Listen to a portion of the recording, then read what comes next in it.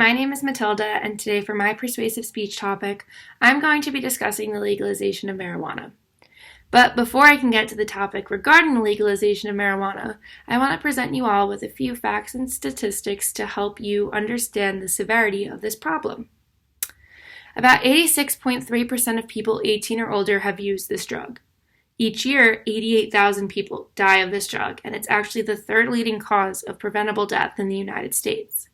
14.4 million adults 18 years or older had reported a use disorder, and 24% of convicted users report having used this drug during a violent crime they committed, 30% during rape or sexual assault. And yes, if it wasn't clear, I'm not talking about marijuana. I'm actually talking about the drug alcohol, a legal substance found in every grocery store, gas station, deli, restaurant, etc., not just here in the United States, but all over the world. For years, the topic of whether or not marijuana should be legalized has been discussed and debated by several different groups in society.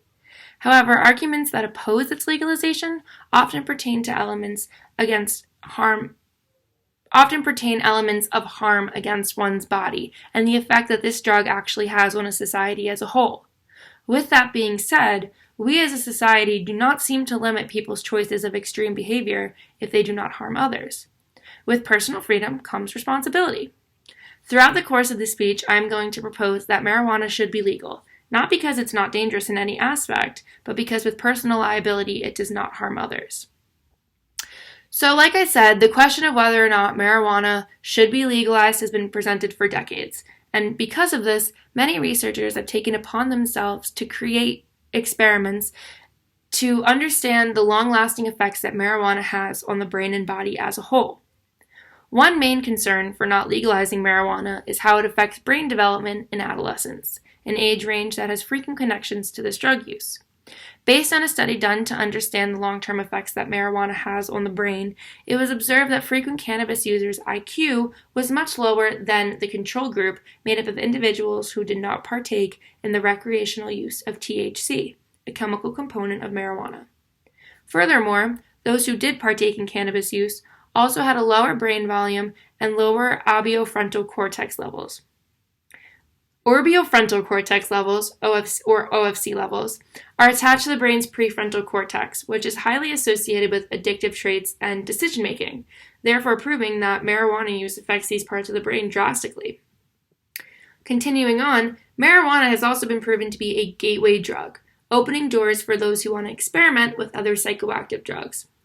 Through several studies of drug users, marijuana was among one of the first, or also known as illicit drugs, that these individuals experimented with, and has actually been called the bridge between different drug use. This bridge is a major red flag, and it's a main reason why marijuana use is illegal, or at the very least, controlled in most states. Through research, it's clear marijuana affects the developing brain and can lead to the exploration of other, more detrimental drugs.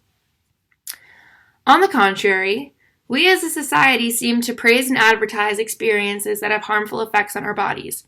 Examples include skydiving, cliff jumping, mountain climbing, and much more. All these experiences have the potential to have harmful effects on our bodies, but as long as these risky activities don't harm the rest of the public, we admire those who take life-risking behaviors and sometimes wish we had the courage to do and follow the same way. So why does the same criteria not apply for marijuana users? So let's reference back to the point that I made about the harmful effects that marijuana seems to have on the brain. And now let's discuss American football, a sport commonly watched or played by most Americans and whose brain injuries actually account for 65% to 95% of head-related injury fatalities. Each year, 10% of college football athletes and 20% of high school players report having brain injuries at the end of their season. However, our country praises the sport football, whether it be attending games each weekend, hosting parties to view the game with friends and family, or even keeping up with statistics and forming our own teams with our players that we watch and idolize. And whether you've done your research on the subject or not, it's widely known that football is a dangerous sport. Dangerous enough that many parents actually don't allow their children to partake in the sport because of the potentially harmful effects that it's proven to result in. So why is it that we as Americans will respect and support brain damage in one light and not the other? This is because society does not prohibit life-risking experiences as long as they do not harm the greater good of the community. Furthermore, let's look a little closer at those tests that have deemed marijuana as a gateway drug. Many of these tests actually study cocaine users who have reported that before they tried cocaine, they used marijuana. However, let's go back to that first phrase that we all learned at the beginning of our education experience. Correlation does not prove causation. This same understanding could be related back to all cocaine users having used fluoride toothpaste at some point in their life, with the same reasoning could have been their motivation for trying cocaine in the first place. Marijuana is actually known as a gateway hypothesis, meaning there's several other factors in one's life that must be considered before claiming that marijuana is the reason one abuses other psychoactive drugs. A side effect of marijuana is not that it makes you want to try other drugs. That is a complete personal choice. But there are several other factors that must be considered before deeming one causes the other. Buying marijuana is illegal, and because of this, it introduces a criminal element that is not apparent with buying alcohol or prescribed opioids, two other legal drug substances that are abused. By legalizing cannabis, the risk that follows is reduced and could be carried out like the safe process of buying and selling alcohol or prescribed opioids. Just like all other life-risking behaviors that we as a society endorse, it is important to remember that one has the right to their own body, and what they choose to do with it is up to them, as long as harm is not inflicted upon others.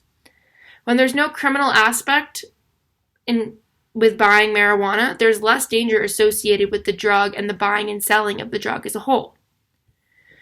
So, by saying that one should have complete rights over their body, does that justify suicide or other methods of self-harm? And similar to the point of marijuana, self-harm affects oneself just as getting high does, and therefore should be allowed. But let's remember, obviously marijuana is different from suicide. Using marijuana does not take your life and indicate there is no value attached. When one takes their life, they believe there's nothing else to live for or a purpose for continuing on. When someone uses marijuana, while at times they may not feel 100% themselves, marijuana is not a cry for help and can actually be a form of entertainment in social settings that suicide is not a part of. So if you imagine there was a spectrum of autonomous rights, suicide and self-harm are at the far right of the scale, whereas using marijuana that doesn't cause detrimental loss to oneself or a society as a whole is very left on the scale. Pushing the limit of autonomy to the extreme of the spectrum in any behavior is viewed as morally inappropriate and should be treated as such.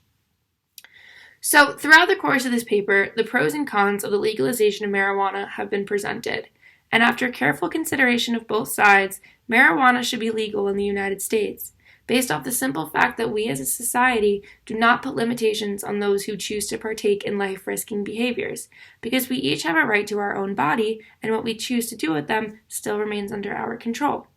If you agree with this notion, please write letters to your state legislatures and members of Congress to be a voice and advocate for the right to one's body. Thanks so much for listening.